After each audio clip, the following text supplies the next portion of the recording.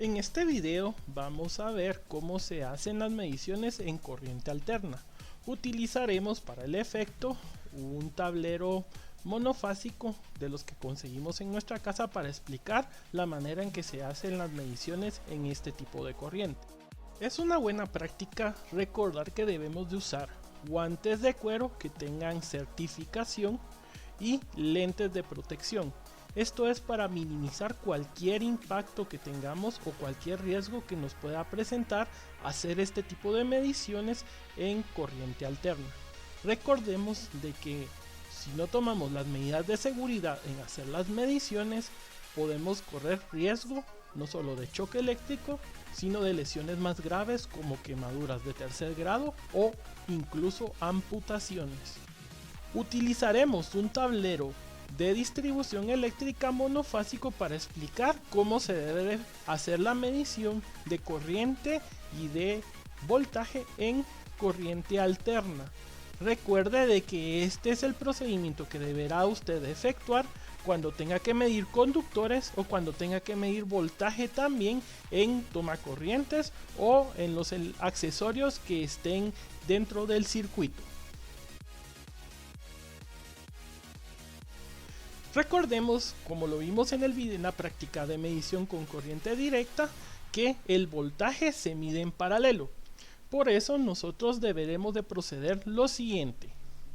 Vamos a identificar las entradas de los cables que llevan la línea viva, como se conoce en corriente alterna. Estos son los que van a llevar el voltaje.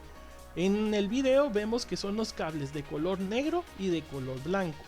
El cable de color verde, aunque no es el cable que se podría utilizar como referencia de color para la línea neutra, nos va a servir en este caso como neutro. Vemos que está conectada a la barra de neutro. Procedemos a tomar las puntas de nuestros multímetros y colocamos la punta positiva en entrada del cable, ya sea color negro o color blanco, y la punta negativa la colocamos en la barra que está conectada al cable que es neutro, que tiene color verde, como podemos ver. Revisamos la medición. Como estamos trabajando en corriente 220 monofásica, en cada línea, o sea en el cable rojo y en el cable negro, debe de haber 120 voltios con la referencia del neutro o de la línea neutral del multímetro en la barra neutral que tiene el tablero.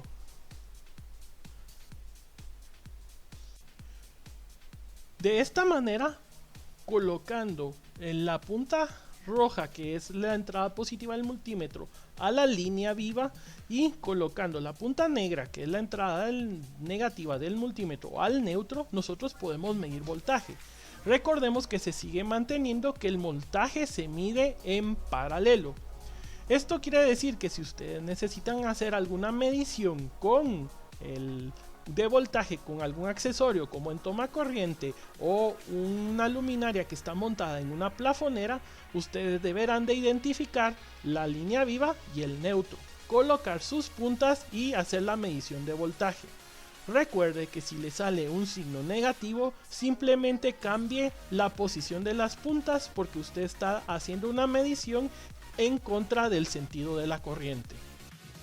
Recuerde que para tomar la medición de corriente en un circuito, nosotros debemos de cortocircuitar los elementos a los que se las vamos a medir. En corriente alterna, debido a las altas cargas que se manejan, esto puede ser muy peligroso, ya que tendríamos que trabajar con la línea viva, y si nosotros tenemos algún contacto con tierra podemos cerrar circuito y sufrir una descarga eléctrica. Incluso para mediciones en corriente directa de más de 10 amperios no se recomienda que utilicemos este método. Por eso vamos a utilizar el gancho que tiene este multímetro.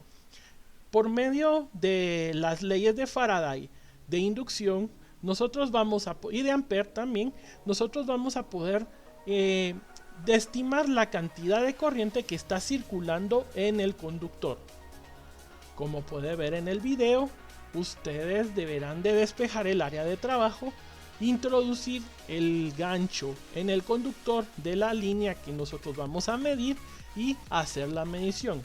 Se recomienda utilizar siempre la escala más grande, y si en dado caso la lectura les da un número 1, deben de bajar a la escala más pequeña hasta que ya tengan una lectura sensible. Es posible también hacer la medición a un solo conductor y a 2 conductores. De esta manera usted también puede medir en los conductores que van hacia cualquier accesorio. Solo tenga en cuenta que debe de evitar hacer contacto entre los conductores o hacer contacto entre el conductor y algún punto de tierra para evitar el riesgo de choque eléctrico. De esta manera finalizamos este complemento de la práctica de mediciones de electricidad. Agradezco su atención, soy Ernesto Alvarado y nos vemos en el próximo video.